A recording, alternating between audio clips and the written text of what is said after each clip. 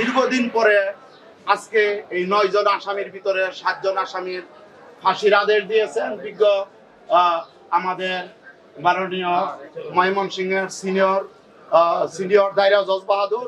7 জনকে এই মামলাটা সন্দেহাতীতভাবে প্রমাণিত হওয়ায় 7 জনকে ফাঁসির আদেশ দেন এবং 2 জন মহিলা এখানে তাদেরও এই সম্পৃক্ততার বিষয়ে প্রমাণিত হওয়ার পরে তাদেরকে মহিলা হিসাবে 7 বছরের সশ্রম কারাদণ্ডের আদেশ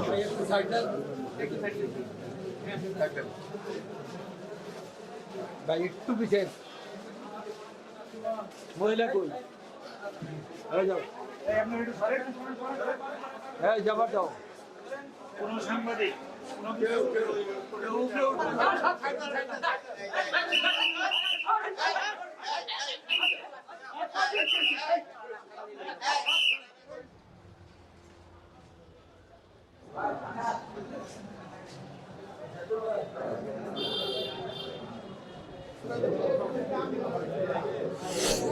Thank you.